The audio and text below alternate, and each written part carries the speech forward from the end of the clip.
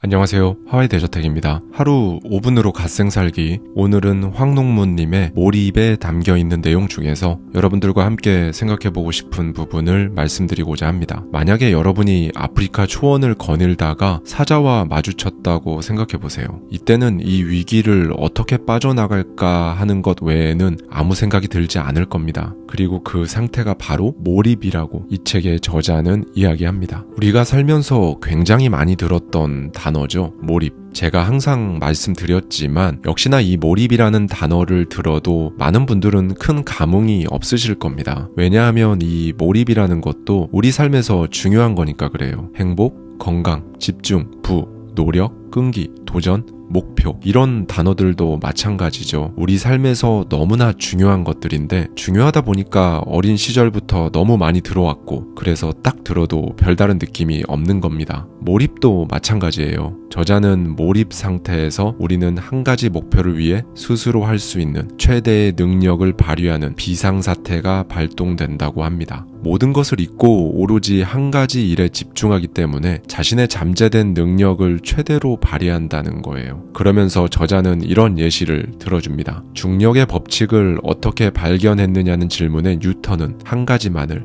그것 한 가지만을 생각했다고 대답했다. 또 아인슈타인은 몇 달이고 몇 년이고 생각하고 또 생각한다. 그러다 보면 99번은 틀리고 100번째가 되어서야 비로소 맞는 답을 찾아낸다고 이야기한 바 있다. 투자의 규제 워렌 버핏도 몰입적인 사고를 하기로 유명하다. 버핏이 설립한 회사인 버크셔의 직원은 버핏은 하루 24시간 버크셔에 대해 생각한다고 말한다. 우리처럼 평범한 사람이 그들의 머리를 따라잡기는 어렵다. 그러나 그들이 사용했던 몰입적 사고는 얼마든지 따라할 수 있다. 나의 개인적인 경험에 의하면 몰입적 사고를 따라할 수만 있어도 우리는 엄청난 위력을 발휘하게 된다고 말이죠. 저자는 몰입은 어렵거나 복잡한 것도 아니고 누구나 몰입할 수 있는 능력을 지니고 있다고 하면서 의도적인 노력으로 어떤 일에 몰입하는 것이 가능하고 그에 따라 가치관도 바뀔 수 있다고 합니다. 가치관이 바뀌는 거니까 의도적인 노력으로 결국 스스로를 바꿀 수 있는 거죠. 그리고 이 방법을 통해 삶의 행복을 최고로 끌어올릴 수도 있다고 강조합니다. 이쯤 되면 두 가지 정도가 궁금하실 거예요. 그럼 몰입은 어떻게 하는 건지, 그러니까 어떻게 해야 몰입의 상태로 들어갈 수 있는지에 대해서 궁금하실 거고요. 몰입이 왜 필요하고 어떤 효과가 있는지에 대해서도 궁금하실 겁니다. 저자가 책 전반에 걸쳐 말해주고 있는 내용들이기도 한데요. 제가 이 두 가지에 대한 핵심을 뽑아서 말씀을 드리겠습니다. 몰입을 어떻게 하는지에 앞서 근본적으로 몰입이 왜 필요하고 어떤 효과가 있는지에 대해 말씀을 드릴게요. 저자는 몰입의 경험을 통해 이걸 깨달았다고 합니다. 최선을 다하면 실패해도 아쉽거나 후회스럽지 않다는 것을 말이죠. 왜냐하면 무수한 실패도 문제 해결을 위한 과정이라고 생각하게 된다는 겁니다. 그러니까 문제의 해답과 거리를 조금씩 좁혀가는 거니까 그것 자체로 정말 큰 의미가 있는 것이지 실패했다는 생각 같은 건 들지 않는 거죠. 여기서 저자의 이야기를 잠시 들어보실까요?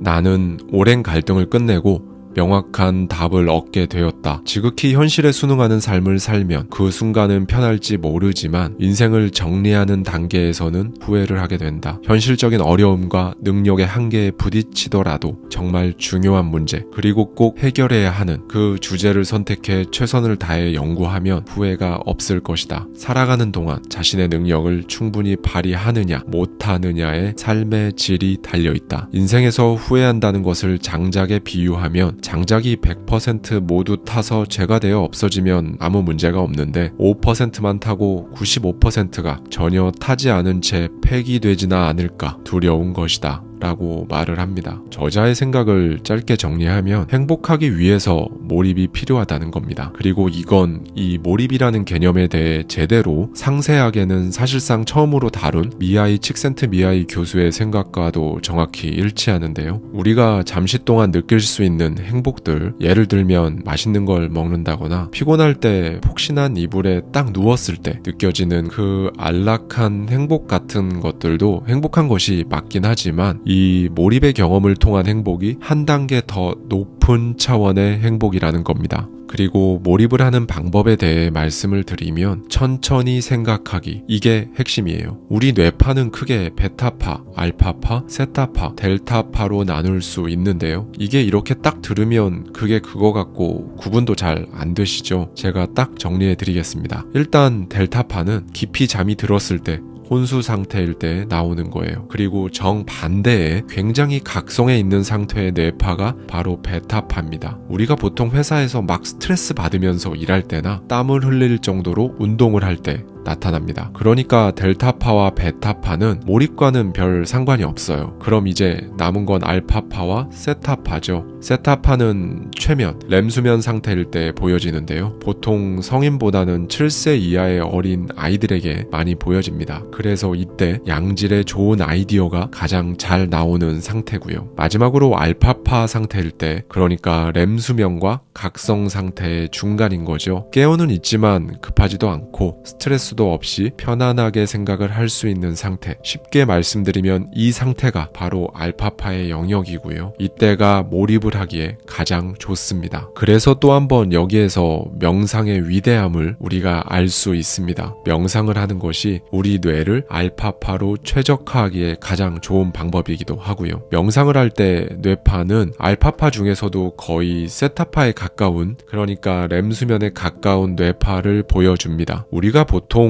생각하기에 몰입 이러면 막 고도의 집중력과 에너지를 쏟아 부어야 할 테니까 각성 상태인 베타파의 영역일 때 몰입에 들어갈 수 있다고 생각을 하는데요. 저자는 전혀 그렇지 않고 무엇인가에 대해 천천히 생각하며 그것에 대해 점점 빠져들어서 온전히 그것만 생각하는 것, 그것이 바로 진정한 몰입이라고 강조합니다. 제가 오프라인에서 강연을 했을 때 말씀드렸던 부분인데요. 제가 이렇게 여쭤봅니다. 여러분이 원하는 그것에 대해 하루에 얼만큼 생각을 하시나요? 라고요. 많은 분들이 원한다고 하지만 정작 그것에 대해 생각을 많이 하지 않으시거나 아예 하지 않습니다. 저는 제가 원하는 게 있으면 정말 매 순간, 매 초마다 생각을 해요. 몰입은 이미 있는 단어이고 이건 제가 만들어낸 단어인데요. 시간 압축을 하기 위해서죠. 분리수거를 하고 음식물 쓰레기를 버리고 설거지를 할 때, 운전할 때, 아이를 재울 때, 잠들기 전과 잠에서 깬 직후, 소파에 앉아 있을 때, 글을 쓰다 힘들어서 소파에 누웠을 때, 아이 기저귀를 버리러 나갈 때, 샤워할 때, 이 모든 순간에 저는 계속 생각합니다. 제 머릿속에서 먼저 해보고 조정하고 다시 또 상상하고 그걸 다시 생각하고 원하고 바랍니다. 매 순간, 매 초마다 말이죠. 여러분이 원하는 것은 무엇인가요? 그리고 여러분은 오늘 하루 그것에 대해 얼만큼 생각해 보셨나요?